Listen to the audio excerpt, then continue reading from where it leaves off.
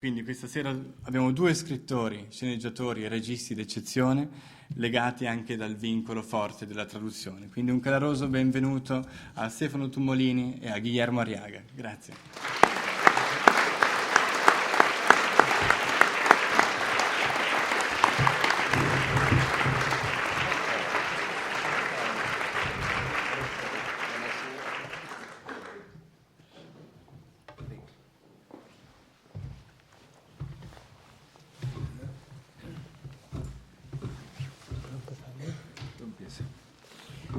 Buonasera a tutti,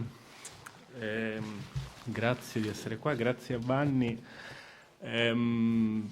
Io ho cominciato a lavorare come traduttore una decina d'anni fa più o meno e con il tempo poi è diventata un'attività, diciamo, collaterale insieme ad altre forme di scrittura che pratico. Però mi colpiva molto quello che tu dicevi perché con il tempo io sono riuscito a capire l'importanza del mestiere del traduttore e l'ho capito su un piano personale prima che professionale. Dirò una cosa estremamente personale, ma la dirò perché penso che sia pertinente alla serata e al tema. Quando io ho iniziato la psicanalisi, feci un sogno in cui compariva una figura che mi parlava in un'altra lingua, mi parlava in inglese, e l'inglese è una delle due lingue che io conosco oltre all'italiano e appunto lo spagnolo. E, associata a questa apparizione c'era un'immagine che era la demolizione di un muro, e questo muro mi apriva praticamente una terrazza che comunicava con tante altre terrazze. E quello fu per me un sogno estremamente importante perché segnò un passaggio della mia vita, insomma, il cui significato simbolico probabilmente è evidente a tutti senza bisogno che lo spieghi, cioè l'idea dell'entrare in comunicazione con un'altra lingua mi apriva una serie di contatti possibili che piano piano poi sono diventati realtà. Mi è capitato poi di lavorare come traduttore su vari testi, diversissimi fra loro, finché non mi è capitato appunto fra le mani un libro di Guillermo, che io non conoscevo e che mi è stato proposto dall'editore, credo semplicemente per il fatto che ero uno dei traduttori che lavorava dallo spagnolo per la Fazzi editrice. Quindi solo successivamente poi ho capito che c'erano delle cose in comune con Arriaga che forse poi hanno influito sul fatto che io sono diventato il suo traduttore tra virgolette ufficiale, nel senso che poi tutti i libri che sono stati pubblicati in italiano l'ho tradotti io. E mi ricordo che la prima cosa che mi colpì lavorando sul Bufalo della notte, che è stato il primo libro che ho tradotto di Guillermo, fu il fatto che mentre la traduzione mi veniva estremamente facile, perché al di là di qualche problema lessicale, perché la mia formazione è sul castigliano e quindi potevo aver difficoltà sul significato di alcuni termini in particolare, essendo messicani, e la forma, lo stile di Guillermo sono estremamente piani, nel senso che non presentano nessuna particolare difficoltà di resa, perché secondo me lui ha la qualità di arrivare all'essenziale senza fare nessun giro di parole, per cui dice esattamente quello che vuole dire con le parole che servono per dirlo, senza una parola di troppo. Parallelamente quello che mi succedeva era che il romanzo mi risucchiava proprio a livello contenutistico. Io poi ho l'abitudine di non leggere mai il romanzo per intero prima di tradurlo, cosa che invece fanno molti traduttori.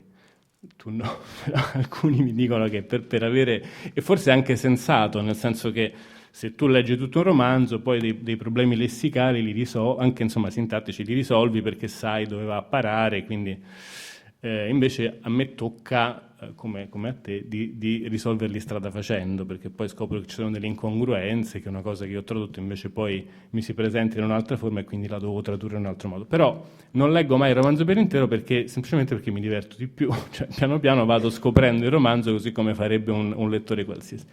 E con il Bufalo della notte mi succedeva questa cosa terribile, che il romanzo mi risucchiava in un mondo oscuro, e quasi facevo resistenza, una sensazione insomma forte che mi è capitata raramente traducendo e che mi ha fatto intuire che c'era qualche cosa di particolare che mi legava a questo scrittore. Vabbè, al di là del fatto che poi il romanzo mi piaceva, mi è piaciuto molto, eccetera. Poi mi è successa un'altra cosa particolare, cioè che quando mi è arrivato per le mani, credo, Un dolce odore di morte, ma mi potrei sbagliare, comunque nella versione originale di quel romanzo lì, che non era Buffo da notte, c'era una foto di Guillermo in cui era identico a mio padre, per cui ho detto no, qua c'è qualcosa che non mi e oltretutto poi ho scoperto che faceva lo scrittore per il cinema, eccetera, eccetera.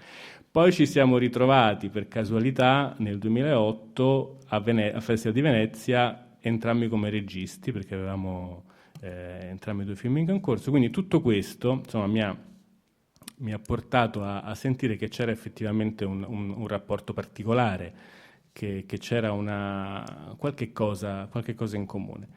E all'interno di questo percorso ho capito anche quanto fosse in fondo un mestiere privilegiato quello del traduttore, perché ti porta a raggiungere un livello di vicinanza con l'autore che è assolutamente unico, nel senso che poi traducendo più di un testo cominci quasi non dico a pensare come lo scrittore, ma a seguire certi ragionamenti con le stesse parole, con le stesse forme linguistiche, per cui si crea veramente una specie di simbiosi, insomma. Vabbè, tutto questo per dire che io ho una grandissima stima e ammirazione di Guillermo e che adesso gli lascio la parola.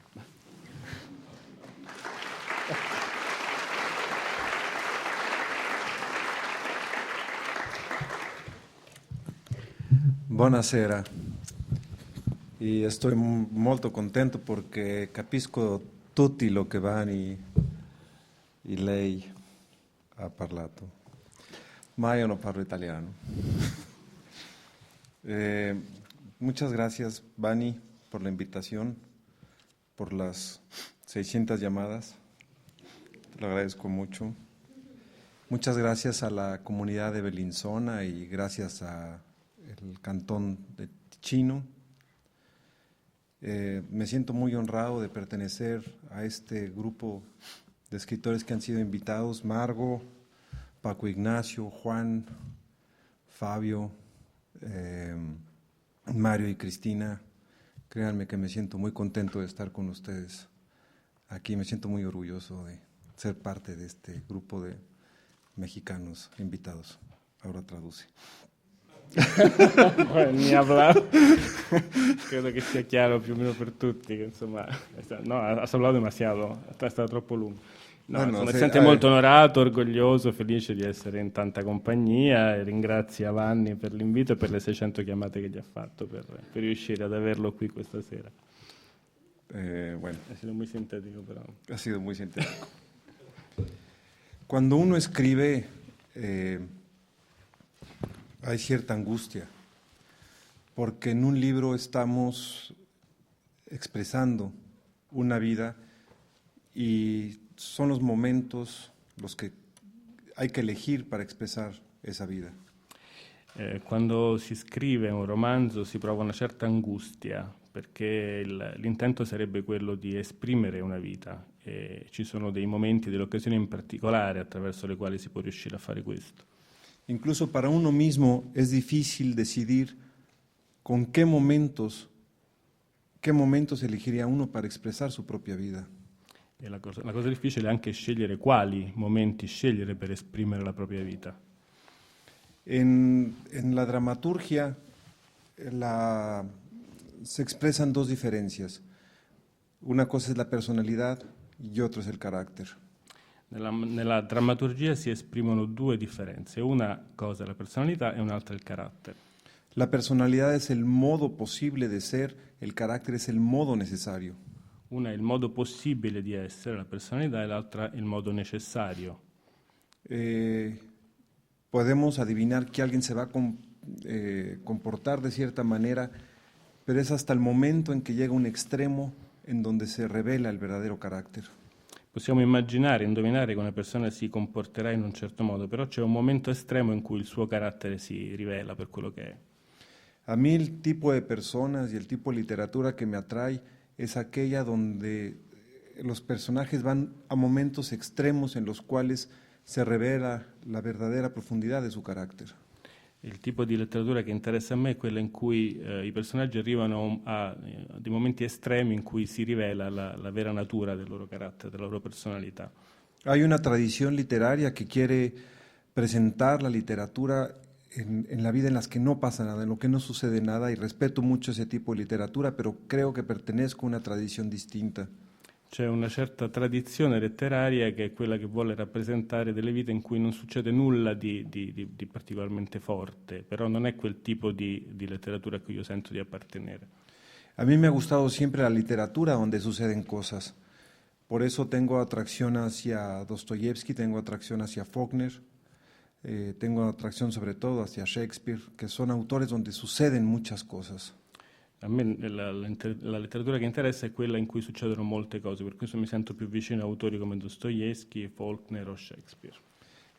Shakespeare siempre presentaba a sus personajes en el extremo. Es en el extremo donde la verdadera profundidad de la condición humana, para mí, se revela. Shakespeare, per esempio, presentava i suoi personaggi sempre in situazioni estreme, limite, ed è in quelle situazioni che secondo me si rivela la vera natura dei personaggi. Y como todos sabemos, a veces los momentos extremos son momentos muy íntimos que solamente la persona sabe. Por eso, si ustedes pensaran en este momento, ¿cuál sería esos episodios de su vida que los revelan, que los expresan, cuáles serían? Questi episodi intimi in realtà li conosce a fondo soltanto la persona. Provate a pensare voi quali sono stati i momenti più importanti in cui la vostra natura si è rivelata. Y siempre hay la angustia permanente de si la decisión que tomamos en la existencia es la correcta. E sempre c'è questa angustia di pensare se veramente la decisione che prendiamo in quei momenti estremi è quella giusta. Y cuando creamos mundos de ficción también es si estoy tomando la decisión correcta al expresar la vida de un personaje o la vida de una situación. E lo stesso quando si lavora sull'immaginazione, sulla finzione, la domanda è avrò trovato il modo giusto per esprimere questo momento particolare. Y si estamos escogiendo las palabras correctas, porque las palabras no son inocuas, las palabras siempre tienen un peso emocional. E se stiamo scegliendo le parole giuste, perché le parole non sempre sono innocue, le parole hanno un peso emotivo. Y la combinación de palabras que es quizás la obsesión de los escritores. ¿Qué palabras voy a juntar para tener un efecto, un artificio, que es el sentido del arte? E anche il modo in cui combiniamo le parole, l'ossessione dello scrittore è il modo in cui queste parole vengono combinate, unite fra di loro per ottenere un certo artificio. Y quizás el momento más crucial para un escritor es cómo elegiré mis silencios. E forse il momento ancora più cruciale per uno scrittore è come sceglierò i miei silenzi. Porque entre cada línea que se escribe debe haber una línea de silencio que diga tanto como la línea que está escrita. Perché fra ogni riga scritta ce ne deve essere una muta, silenziosa, che sia altrettanto eloquente di quella che abbiamo scritto. Esta necesidad de pertenecer a una tradición me la hizo ver más clara a mi editor Jaime Aljure. Questa necessità di appartenere a una tradizione me l'ha fatta sentire in modo chiaro il mio editore, Bernal? Jaime Aljure. Jaime Aljure. Un hombre brillante que en una cena, de una forma muy simple pero muy didáctica, nos hizo reflexionar en lo siguiente. Un uomo molto brillante che nel corso di una scena, in modo forse un po' didattico, mi ha fatto però riflettere in modo chiaro su questo concetto. Si nosotros fuéramos seres primitivos que apenas estamos nombrando el mundo y un haz de luz cruce el horizonte, ¿cómo lo llamaríamos? ¿Un relámpago o está relampagueando?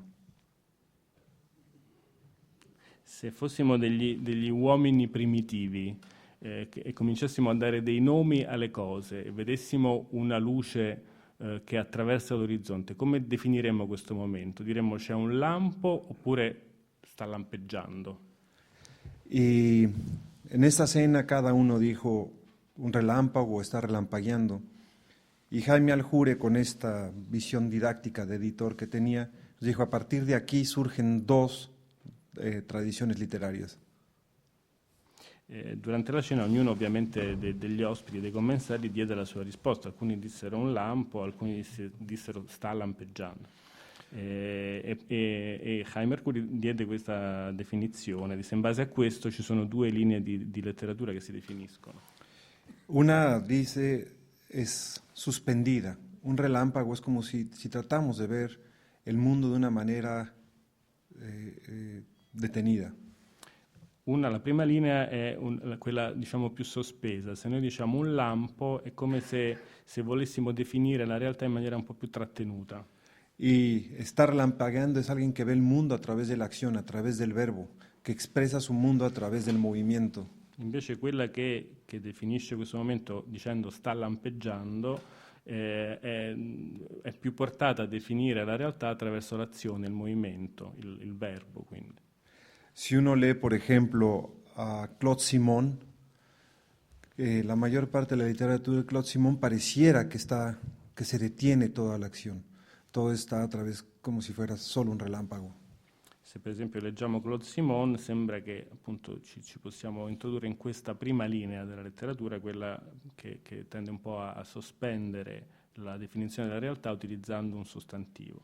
Si uno lee, por ejemplo, a Martín Luis Guzmán o Pío Baroja, hay una sensación permanente de que la vida es movimiento. Invece se uno legge Guzmán o Pío Baroja ha la sensazione che la vita sia qualcosa di costantemente in movimento. Y creo que lo más importante para un escritor es ir entendiendo en qué tradición se encuentra. E quindi credo che la cosa importante per uno scrittore, la cosa più importante sia capire a quale di queste due linee appartiene.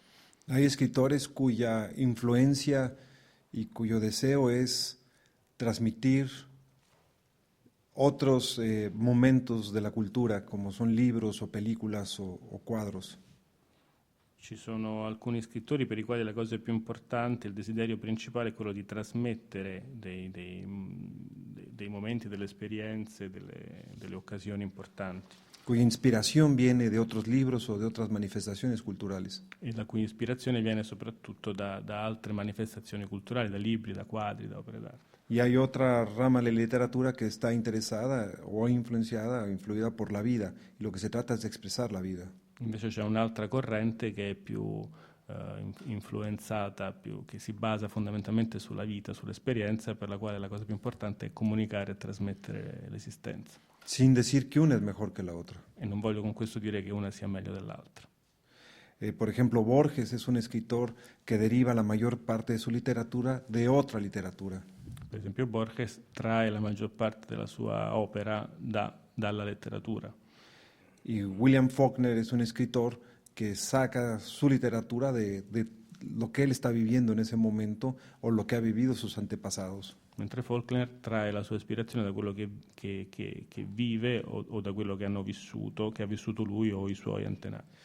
Por cierto, leí una biografía que escribió el hermano de William Faulkner. A proposito, ho letto una biografia scritta dal fratello di William Faulkner. William Faulkner es un mundo oscuro, denso, donde se linchan personas de raza negra, donde hay grandes tensiones, donde hay degeneración, etcétera, etcétera. Il mondo di Faulkner è un mondo oscuro dove si mescolano razze, dove c'è degenerazione, dove ci sono mondi torbi, cupi. Y la biografía del hermano hace parecer que al contrario, que el ambiente donde creció Faulkner era un ambiente feliz, donde blancos y negros se llevaban perfectamente bien y no entiende por qué su hermano escribe estos mundos oscuros. Invece, stando a quello che dice il fratello, sembrerebbe che il suo mondo fosse completamente diverso, un mondo in cui i bianchi e i neri si vivevano in perfetta armonia, quindi non si capisce da dove traesse ispirazione Faulkner per i suoi romanzi. Lo mismo sucede con mis hermanos, no se explican de dónde saqué yo tanta oscuridad. E lo stesso succede con i miei fratelli che non si fanno una ragione, non capiscono da dove traggo ispirazione per i miei libri. Lo que significa que la creación es incluso un misterio para nosotros mismos. E quindi la creazione è un mistero perfino per noi stessi. Dicen que lo peor que le puede suceder a un lector es conocer a un escritor. E dicono che la cosa peggiore che può accadere a un lettore è di conoscere lo scrittore che ha letto. Por nuestra carencia absoluta de explicar lo que hacemos y eso nos hace ser completamente aburridos. Perché siamo completamente incapaci di spiegare quello che facciamo e questo ci rende molto noiosi. Y espero que no sea la ocasión ahora. E spero che non sia questo il momento. ¿Crees que tuvo decir algo? Pues no. ¿No? Sì, tu. Yo recuerdo una vez que en una cena dije, el día que me publiquen al italiano, ese día me consideraré un autor famoso. Un giorno durante una scena mi ricordo che dissi: il giorno che mi pubblicheranno in italiano, che verrò tradotto in italiano, vuol dire che sarò diventato uno scrittore famoso. Y bueno, se me tradujo al italiano, no soy famoso, pero me siento muy orgulloso de ello. E anche se non sono famoso mi sento comunque orgoglioso di essere tradotto in italiano. Creo que uno de los mayores privilegios que puede tener un escritor es ser traducido. Uno dei maggiori privilegi per me che può avere uno scrittore è quello di essere tradotto. Y no sé el caso de mis demás colegas, pero ser traducido tiene momentos muy simpáticos. Recuerdo que algunos traductores me preguntaban si un gansito marinela era un ganso asado de una manera determinada. Allora, ci sono dei momenti molto simpatici nel rapporto con la traduzione. C'è un mio amico, per esempio, mi chiedeva se un gansito marinello, cioè se un'anatra marinella era un'anatra cotta in un modo particolare. Cuando lo que es un pastelillo hecho de manera comercial. Quando invece si tratta di un dolcetto fatto confezionato in modo commerciale. Y esas visiones distintas y cómo se lee el mundo que uno escribe desde otra cultura es quizás uno de los espejos más interesantes para un escritor. Quindi il fatto di vedere come la tua lingua venga resa in un'altra lingua è forse uno degli specchi più interessanti che si possono mettere a disposizione di uno scrittore. Y depende mucho uno del traductor, porque el traductor también tiene que entender la tradición literaria a la que pertenece el escritor que está traduciendo. E dipendiamo molto dai nostri traduttori, perché i traduttori devono essere in grado anche di capire qual è la tradizione letteraria a cui apparteniamo. Y hay expresiones en un idioma que son intraducibles en otro.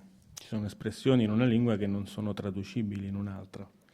O sucede que hay ciertos pasajes de las novelas que uno escribe que tienen que ser escondidos porque el lugar donde se van a publicar no son permitidos. Oppure alcuni passaggi a volte dei nostri romanzi devono essere nascosti, dissimulati, perché potrebbero essere proibiti nel luogo dove il libro viene tradotto. Yo tengo una novela donde una mujer, en el momento que está haciendo el amor con un hombre, si orina sobre él. Per esempio in un mio romanzo c'è una scena in cui una donna, mentre sta facendo l'amore con un uomo, urina sopra di lui.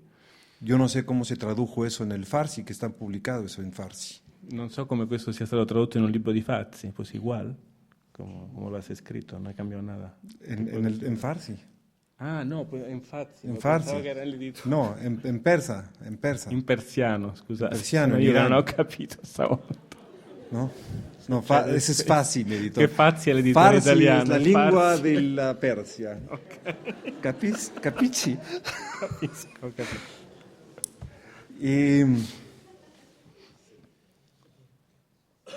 sin esa relación que tenemos profunda con el traductor, es un filtro más para llegar a alguien de otra cultura.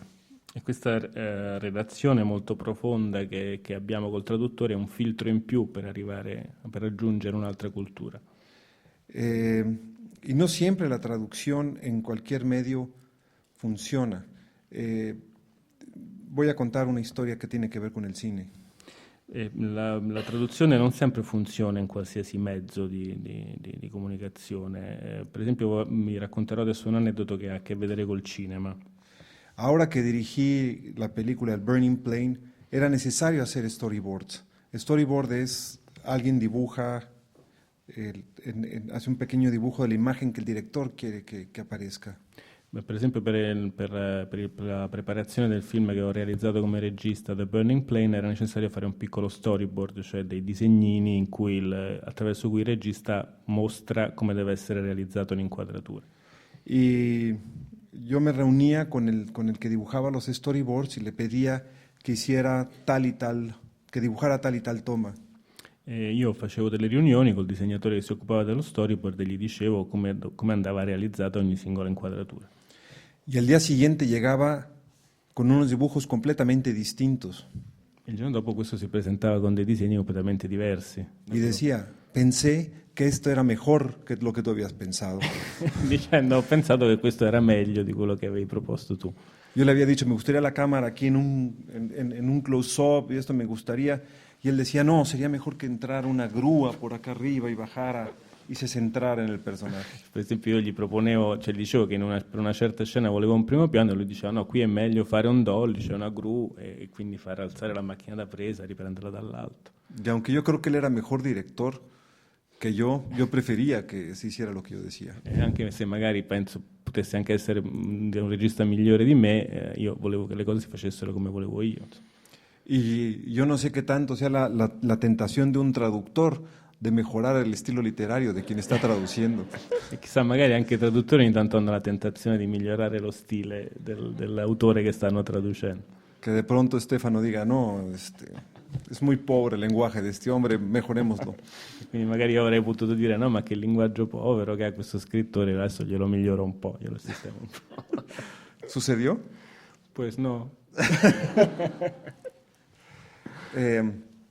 Hay quienes confunden literatura con riqueza de vocabulario. E c'è chi confonde la letteratura con la ricchezza di vocabolario. Y esa es una discusión de la cual ha hablado mucho Kundera en sus libros. Questo è un tema di cui ha parlato molto Kundera, per esempio, nei suoi libri. Pareciera que para algunos esta riqueza de vocabulario es lo que hace un bueno o un mal escritor. Come se per qualcuno questa ricchezza di vocabolario fosse la ricchezza del vocabolario a distinguere uno scrittore buono da un cattivo scrittore. Y Kundera se quejaba de que algunos traductores decían, repites mucho algunas palabras, te vamos a ampliar el vocabulario. Per esempio Kundera si lamentava del fatto che alcuni traduttori gli avevano detto siccome ripeti spesso certi vocaboli noi te li cambiamo così arricchiamo il tuo vocabolario. Cuando el escritor lo que está tratando de hacer es un efecto repitiendo esas palabras. Quando quello magari è proprio un effetto ricercato dallo scrittore attraverso la ripetizione della stessa parola. Me acaba de suceder una de las peores evaluaciones de mi trabajo en los últimos años. Adesso sono reduce da una delle peggiori recensioni di un mio libro che abbia avuto negli ultimi anni. Mi hija, que acaba de entrar a la universidad, me pidió que le ayudara a escribir un cuento. Mia figlia, che si è appena iscritta all'università, mi ha chiesto di aiutarla a scrivere un racconto. Y en el momento yo le decía, vamos a usar los dos puntos. Una frase con dos puntos, otra frase con dos puntos, otra frase con dos puntos para crear un efecto. Io a un certo punto le ho suggerito di dividere una serie di frasi con i due punti, di ripetere questi due punti per cercare un determinato effetto. Y vamos a tener una reiteración de vocablos para crear un efecto. E a questo anche aggiungere una reiterazione degli stessi vocaboli per sottolineare questo effetto. Su maestro le puso una muy baja calificación. E il maestro gli ha messo un voto bassissimo, il professore. Dijo que esa sintaxis es incorrecta. Che la sintassi era scorretta. Y por lo tanto mi hija ya no cree en mí. Quindi mia figlia ha perso la fiducia in me. Y eso es delicado en la literatura porque la literatura siempre tiene que explorar. Questa è una questione molto delicata nella letteratura perché la letteratura deve sempre esplorare. Y ahora que platicábamos Paco Ignacio Taibo y yo de críticos, el crítico siempre defiende cierto statu quo. Il critico, perdona? Defiende el statu quo. Prima ne parlavo proprio con Taibo del fatto che il critico tende sempre a difendere lo status quo. El mejor crítico, como dice Ortega y Gasset, es el que critica la obra en función de lo que el autor quiere hacer, no en función de lo que el crítico piensa que debe de ser. Il miglior critico, diceva Ortega y Gasset, è quello che critica l'opera in funzione di quello che erano le intenzioni dell'autore e non di quello che il critico si aspetterebbe che un'opera debba dire. Muchos críticos sienten que ellos tienen que ser quienes orienten el gusto literario. Molti critici ritengono di dover essere loro responsabili di orientare il gusto dei lettori. Y lo peor que le puede suceder a un crítico es el juicio de la historia. E la cosa peggiore che possa capitare a un critico è di subire il giudizio della storia. Que 30 años después se lean sus críticas con un autor que lo rebasó completamente. Che magari 30 anni dopo gli capiti che qualcuno legga delle critiche negative che lui ha scritto su un autore. Por lo poi ha avuto. tanto, yo creo que la crítica literaria no debe de ser una orientadora de gusto, Per cui io ritengo che la critica letteraria non debba voler orientare il gusto, sino una lectora profunda y crítica de lo que el autor quiere hacer. ma debba essere invece una lettura profonda e critica di quello che l'autore intendeva fare. A mí no me molestan las críticas. A me le critiche non danno fastidio. Pero lo que más aprecio de un crítico es cuando me hace ver algo de mi obra que yo mismo no había visto antes. Ma quello che apprezzo di più di un critico è il momento in cui mi fa vedere qualche cosa di un'opera, di una mia opera che io non ero stato in grado di vedere. Yo creo que la literatura es como un espejo. Préstame tantito el libro. Credo che, Sí. che la letteratura sia come uno specchio. Si yo tomo el libro y cierta luz que viene aquí la reflejo y me hace ver esa esquina donde no había nadie visto antes algo. Come se io prendessi questo libro e la luce che ci si riflette sopra mi aiutasse a vedere qualche cosa in quell'angolo che prima non ero riuscito a vedere. Eso es lo que creo que es interesante del arte, que me orienta hacia sitios que antes no había observado. Questa è la cosa interessante dell'arte, che mi faccia orientare in posti dove prima non mi ero mai avventurato, che prima non avevo mai osservato. Se dice que no hay nada nuevo en la literatura. Si dice che non si inventa mai niente nella letteratura. Es como entrar a este teatro 100,000 veces È come entrare in questo teatro per 100.000 volte. y creemos conocerlo. Ci sembra di conoscerlo, Pero de pronto un autor dice, ¿se han fijado en esa lámpara que está ahí arriba que nadie había notado antes? però all'improvviso poi esce un autore e dice: avete mai notato quel lampadario che sta lassù, che nessuno aveva mai osservato? O un escritor puede notar que esa lámpara que todos nos hemos fijado se ha movido del lugar. Oppure un altro può notare che quella stessa luce che tutti avevamo notato si è spostata, ha preso un'altra posizione. Entonces la función del arte es brindarnos diferentes perspectivas para poder observarnos mejor a nosotros mismos. E quindi la funzione dell'arte è proprio quella di suggerirci prospettive diverse dalle quali osservare noi stessi. Y cuando un crítico es capaz de hacerme a mí mismo sobre mi obra, que es como entrar al teatro, algo que yo no había visto, entonces es un crítico de excelencia. E quando un critico riesce a fare questo a me, cioè a farmi acquistare una prospettiva diversa rispetto al mio stesso lavoro, allora vuol dire che è un buon critico, secondo me. Y cuando un crítico se mete con cuestiones personales, Mentre quando invece ci mette delle questioni personali, allora no hay de otra que retarlo a muerte. non c'è altro modo che insomma mandarlo al diavolo, Es lo más divertido. mandarlo a morte. A la muerte, sí, la muerte, no. Alla muerte. Sí, siempre es divertido matar críticos. È molto divertente ammazzare i Y para un crítico es muy divertido matar autores. come per i critici ammazzare gli autori. ¿Qué dijo Búfalo? Claro. Paco Ignacio Taibo ha dicho que el mejor crítico vivo es el crítico muerto. Il migliore Buffalo Bill. Cuando Paco Ignacio Taibo se disfrazaba de Buffalo Bill, Quando si camuffava come Buffalo Bill. no sé si hay alguna domanda o algún comentario o algo que quieran. Sí, Iván. Ieri in un'intervista si parlava un po' di queste cose, alcune critiche o alcuni commenti fatti dai critici sulla tua opera. Tu dicevi che un critico, più di uno, ti hanno fatto notare che sia nei tuoi film che nei tuoi libri ritornavano alcune situazioni. Una di queste era mutilazione fisica, autoinflitta da qualcun altro. No? E quindi hai scoperto questa luce dove non sapevi che ci fosse. E a quel punto cosa succede, sia come scrittore, quando ti rendi conto che è un processo che si ripete, poi cosa fai? Riesci a ripeterlo ancora, cerchi di evitarlo, cerchi di legarlo più a fondo? La pregunta. Dice que en los últimos tiempos te has fijado, te han dicho de que recurre en tu obra el tema de la mutilación. ¿Cuándo te das cuenta de algo así, o sea, de que algo se repite en tus obras? ¿Cambias o qué pasa con...? Yo creo, Vani, que, como dice Sábato, El escritor no elige a sus obsesiones, sino las obsesiones te eligen a ti. Come dice Sabato, non è lo scrittore che sceglie le sue ossessioni, sono le ossessioni che ti scelgono. Yo hay temas que no he podido evitar. Alcuni argomenti io non l'ho semplicemente potuti evitare. Y a veces escribo pensando que los estoy evitando y no es así. A volte penso di scrivere cercando proprio apposta di evitarli, ma non è così che funziona. A mí hay temas que me obsesionan, por ejemplo, el peso de los muertos sobre los vivos. Ci sono alcuni temi che mi ossessionano, come il peso dei morti sui vivi. Yo creo que nuestra identidad está creada no solamente por nosotros mismos, sino por la gente que nos rodea. Credo che la nostra identità sia creata non solo da noi stessi, ma anche dalle persone che abbiamo intorno. Y cuando perdemos a alguien a nuestro alrededor, nuestra identidad se encuentra profundamente mutilada. Quando perdiamo qualcuno intorno a noi, anche la nostra identità risulta profondamente mutilata. Te lo platicaba hoy en la mañana, el experimento de Federico de Prusia. Ti dicevo stamattina dell'esperimento di Federico di Prussia. Federico de Prusia quiso ver qué idioma hablaban los recién nacidos.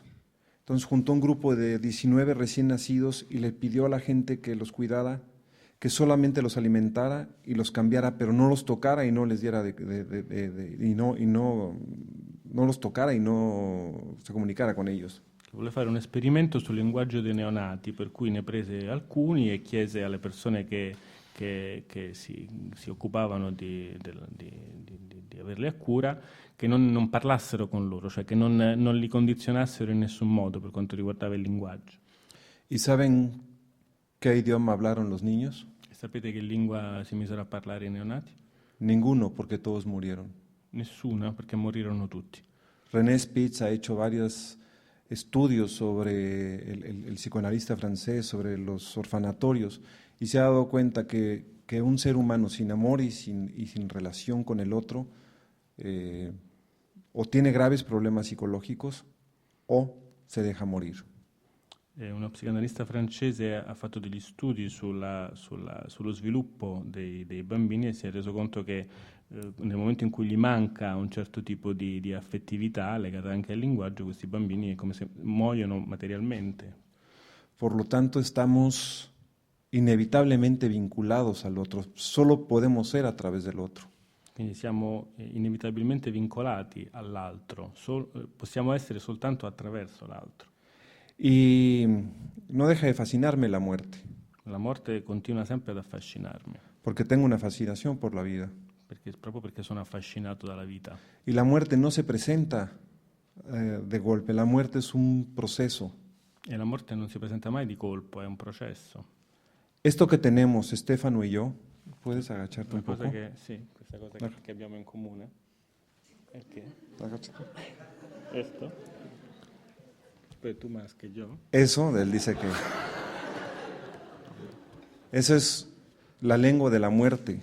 Questa è la lingua della morte. Que me recuerda que ahí está. Che mi ricorda che sempre della sua, che c'è, che è presente. La celulitis, los senos caídos. La cellulite, i seni cadenti. En los hombres Questo problema che hanno gli uomini. es la muerte que nos lame despacio, È la morte che ci... las arrugas, che ci y nos va recordando diario que ahí está. E che giorno dopo giorno ci ricorda che è lì. Vivimos una sociedad que se empeña en negar la muerte. La nostra società si impegna proprio a negare l'esistenza della morte. Hombres que parece que les pusieron un perro pequinés en la cabeza. Uomini che vanno in giro con una specie di cagnolino pechinese in testa. Mujeres que hablan así.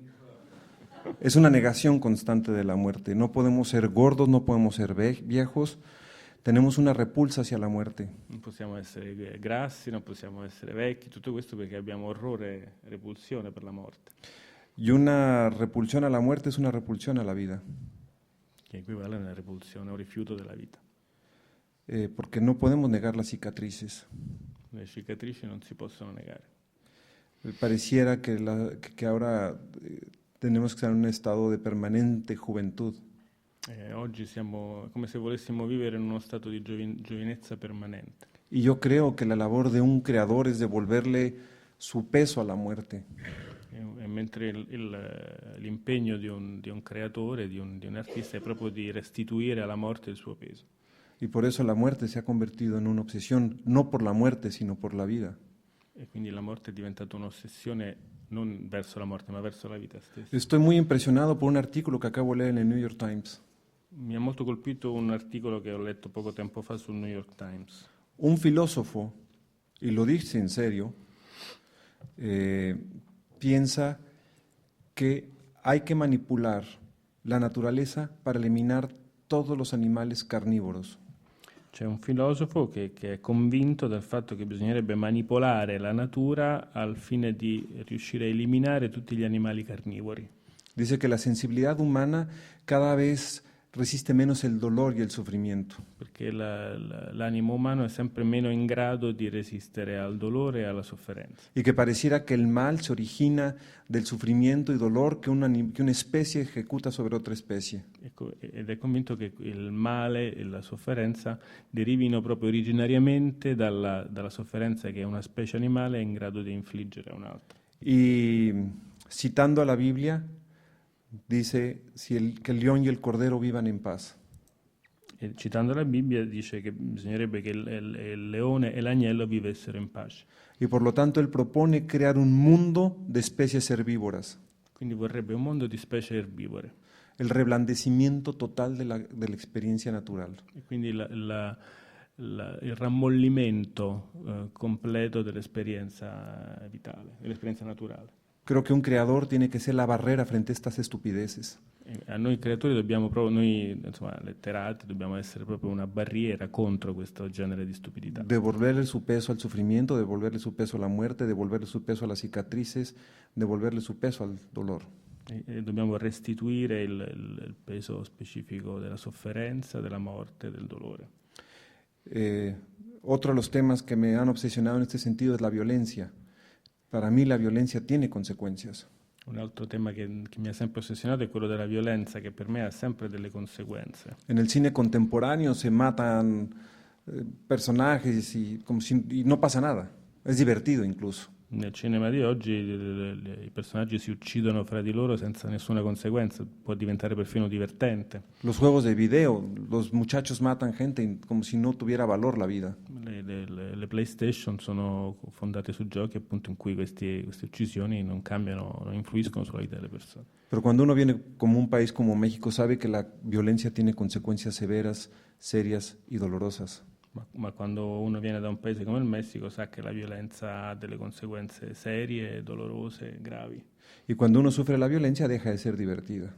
E quando la subisci sulla tua pelle la violenza non è più divertente. Hay muchos de los escritores contemporáneos que hacen cine o directores de cine, viven cómodamente en su departamento jugando PlayStation y creyendo que el mundo es divertido, que la sangre es catsup. E molti di questi scrittori o registi appunto che considerano la violenza come un divertimento in realtà vivono chiusi in casa giocando con la loro PlayStation senza fare esperienza del mondo reale. Yo por la violencia perdí uno de mis sentidos, no tengo olfato. Io a causa della violenza ho perso uno dei sensi, non ho olfatto. Y no es divertido perder un sentido. E questo non è divertente. Y otro tema que me interesa mucho son los amantes. Un altro tema che mi interessa molto è quello degli amanti. Hay una obra maestra de un psicoanalista, Igor Caruso, La separación de los amantes. ¿Alguien conoce este libro? Qualcuno conosce il libro di Igor Caruso, uno psicanalista molto famoso, che ha scritto questo testo che si chiama La separazione degli amanti? Inaudi. ¿Está publicado en Italia? Esa es una gran obra maestra. Igor Caruso se pregunta, si vivimos en una sociedad que defiende el amor, ¿por qué no puede haber amantes? E Caruso si domanda, se viviamo in una società che difende l'amore, perché non ci sono amanti? ¿Por qué lastima que un hombre casado se enamore de una mujer casada que no es la suya? Perché noi giudichiamo male un uomo che si innamora di una donna sposata che non è la sua donna? Se supone que vivimos una cultura que defiende el amor, entonces ¿por qué el amor de los amantes es condenado? Se viviamo in una cultura che difende l'amore, perché l'amore fra gli amanti, l'amore in questo caso appunto fedifrago, è condannato? Y se pregunta también ¿por qué todo amor necesita tener un futuro y no solamente presente? e si chiede anche perché ogni amore deve avere un futuro e non soltanto un presente. Esto está basado en el libro de Freud, El malestar en la cultura. Freud decía, ¿por qué solamente vale el amor heterosexual monogámico? Anche Freud si domandava perché l'unico amore a cui diamo valore è quello eterosessuale e monogamo, Y si la represión en este sentido vale la pena pagarla. vale la pena pagare lo scotto della repressione in questo senso rispetto a questo. Y por eso en todo lo que he escrito siempre hay amores clandestinos. Per questo in tutti i miei testi c'è sempre un riferimento agli amori clandestini. Porque el amor no es un sentimiento innocuo o cursi. Perché l'amore non è un sentimento innocuo o squallido. Porque el amor puede ser también una fuerza completamente destructiva. O ingenuo, scusate, cursi è ingenuo. Ma l'amore può essere anche una forza estremamente distruttiva. Y si no lo creen, enamórense de la esposa de su hermano. E se non ci credete, provate a innamorarvi della moglie di vostro fratello. La tremenda destrucción que eso puede ocasionar. ¿Por qué el amor entonces es tan transgresor? ¿Qué sucede en el amor? E quindi questa è una prova della forza trasgressiva, della forza dirompente che può avere l'amore. Y en este sentido, Caruso dice que la moral es absoluta, pero la vida es relativa. In questo senso Caruso dice che la morale è assoluta, ma la vita è relativa. Dice Caruso, la moral dice o te enamoras de Juan o te enamoras de Pedro, y la vida dice te puedes enamorar de Juan y de Pedro. Perché la morale dice che o ti innamori di Juan o ti innamori di Pedro, invece nella vita succede che ti puoi innamorare di entrambi. Y esos cuestionamientos me parece que son interesantes realizarlos. E quindi queste domande, questi dubbi mi sembra interessante poi svilupparli nella letteratura. Y tendemos en esta sociedad también a darle la espalda a las cicatrices, a la discapacidad, a lo que provoca dolor. In questa società abbiamo anche la tendenza a dare le spalle alle cicatrici e a tutto quello che causa dolore. Durante algún tiempo estuve haciendo yo documentales sobre personas con discapacidad. Per esempio, per un periodo io ho realizzato dei documentari su delle persone che avevano degli handicap fisici. Y quiero hablar de dos de los personajes de los cuales hice documentales. In particolare vorrei parlare di due di questi. Hay un muchacho que a los 6 años de edad, por alguna razón, le amputaron los 2 brazos y una pierna. C'è un ragazzo a cui a 6 anni, per una certa ragione, dovettero amputare le 2 braccia e una gamba. Su madre vio con preocupación que su hijo se deprimía. Sua madre si rese conto che dopo l'operazione il figlio cominciava a deprimersi. Y ella tomó la decisión para que no se deprimiera y se entretuviera, meterlo a clases de natación. E per farlo distrarre, per non farlo deprimere, decise di iscriverlo a dei corsi di nuoto. Y el padre decía, se va a ahogar, solo tiene una pierna. Il padre diceva, ma quello affoga perché ha solo una gamba. Bueno, decía la madre, si se empieza a ahogar lo sacamos y lo metemos a clase de pintura con el pie. E se per caso dovesse cominciare a negarsi, diceva la madre, lo iscriviamo a un corso di pittura, così dipinge con il piede che gli rimane.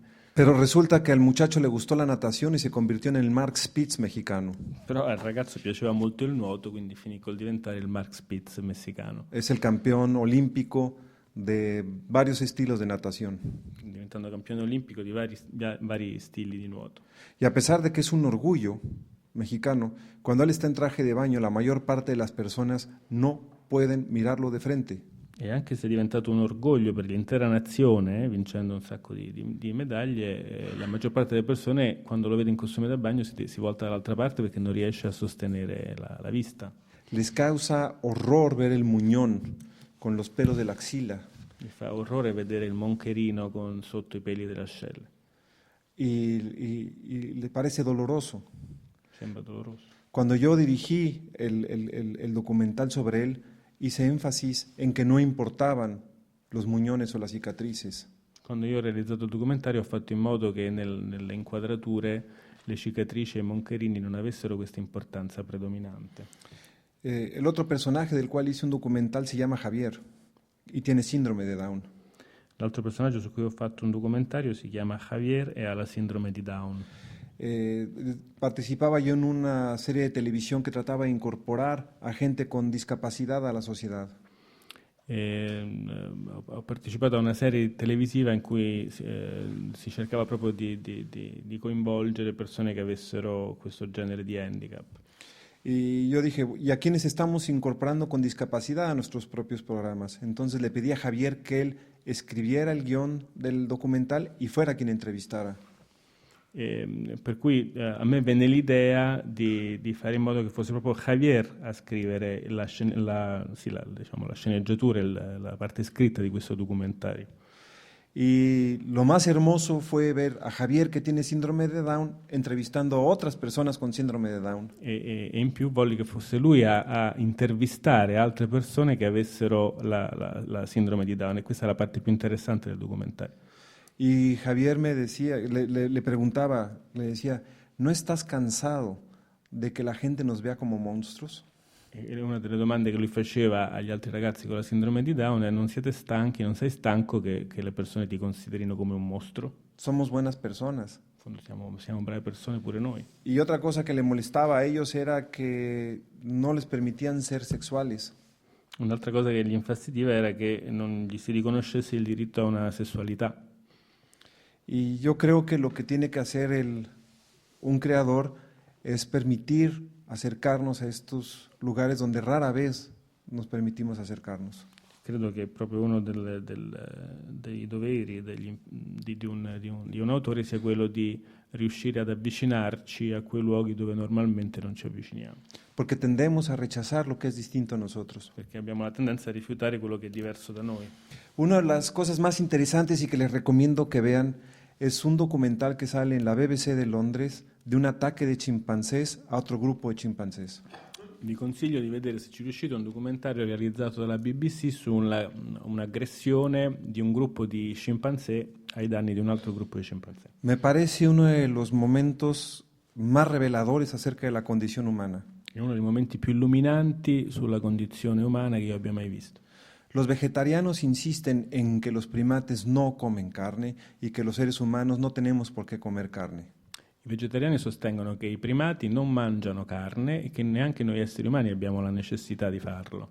Bueno, en este documental, un grupo de chimpancés atacan a otro grupo de chimpancés por territorio y no solamente los atacan, sino que los matan y se los comen.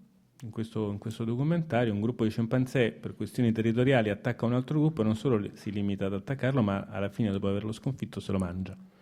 Y yo mientras más viejo me pongo, Quando più invecchio, más entiendo que estamos cerca del mundo animal que del mundo de la civilización. più mi rendo conto che siamo molto più vicini al mondo animale che a quello della civiltà.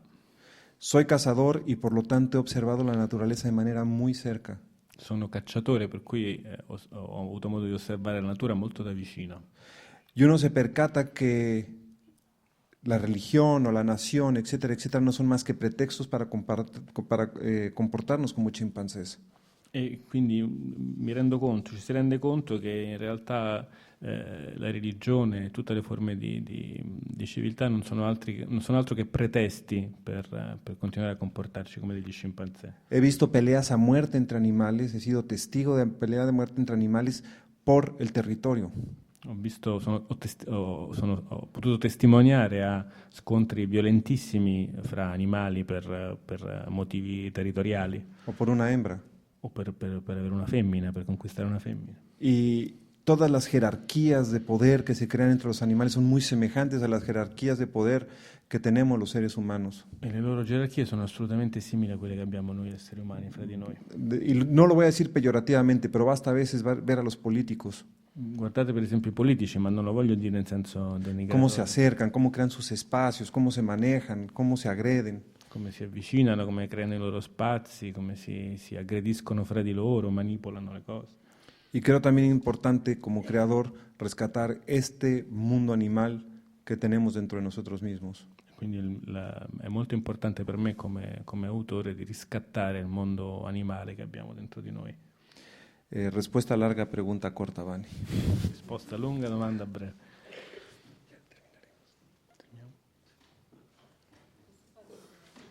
Una domanda, sì.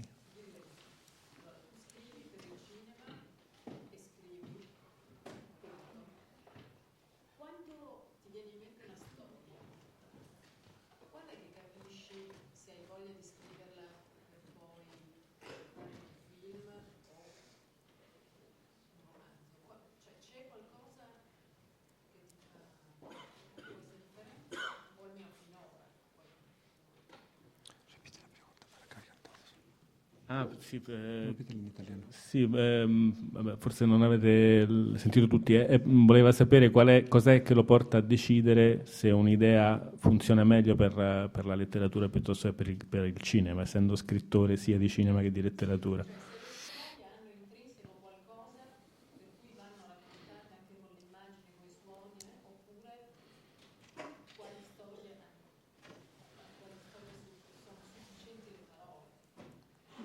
Yo creo que el cine es siempre una tercera persona. Il cinema, perdona? Es una tercera persona. Il cinema è sempre una terza persona, Con una visión siempre externa. quindi è una visione sempre esterna rispetto a quello che racconti, insomma. Es muy difícil la primera persona en cine. È molto difficile riuscire a usare la prima persona quando fai cinema, Incluso con la voz en off es difícil la primera persona. anche se usi una voce over, una voce off, insomma.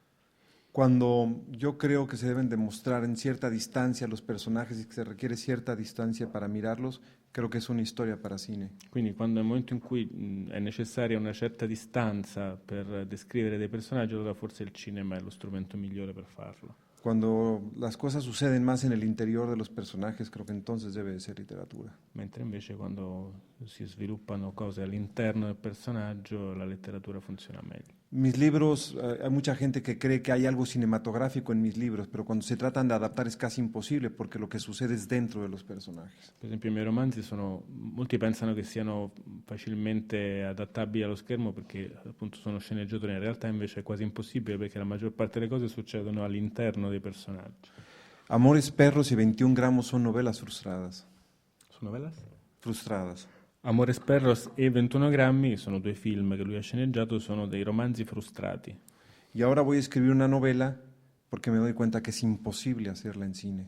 E adesso sto per scrivere un romanzo perché mi rendo conto che è una storia impossibile da realizzare al cinema. Sí.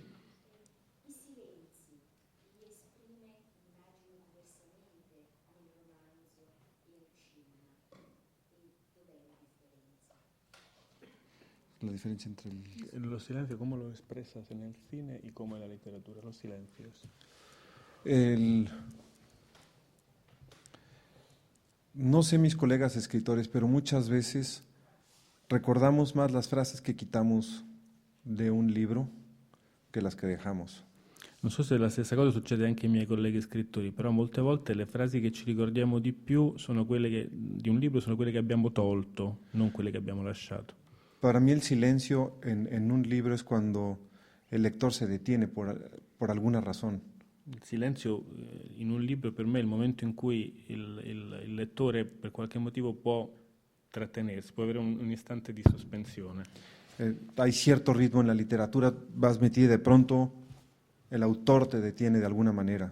È l'autore che te lo suggerisce perché c'è un certo ritmo e poi a un certo punto ti impone una pausa. Uno de los autores que más respeto en este mundo es Pedro Juan Gutiérrez. Pedro Juan Gutiérrez è uno degli scrittori che più rispetto, Si tú lees a Pedro Juan Gutiérrez, tiene un ritmo endemoniado. che ha un ritmo indemoniato quando lo leggi. Muy rápido. Y un día estaba yo leyendo a Pedro Juan Gutiérrez y de pronto puso esta imagen. Un giorno stavo leggendo il suo libro e improvvisamente mi arriva questa immagine che è messa da lui nel libro.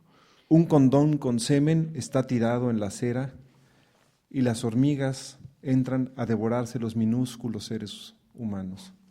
Un preservativo con dello sperma sta su un marciapiede, sull'asfalto, e delle formichine entrano a mangiarsi quei minuscoli esseri umani dentro il preservativo. Una imagen de esa fuerza te detiene y provoca un momento de silencio. Un'immagine così forte ti impone una pausa e determina un momento di silenzio. Igual en el cine.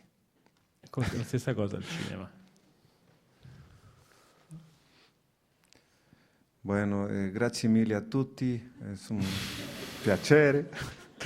No, grazie a tutti.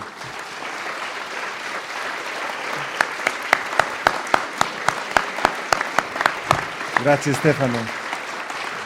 Grazie a te. Non abbiamo detto niente. Mi libri in italiano per si quieren leer. Grazie. No. Non esiste enfaticamente. No, que los compren. Grazie. Bien, compañero.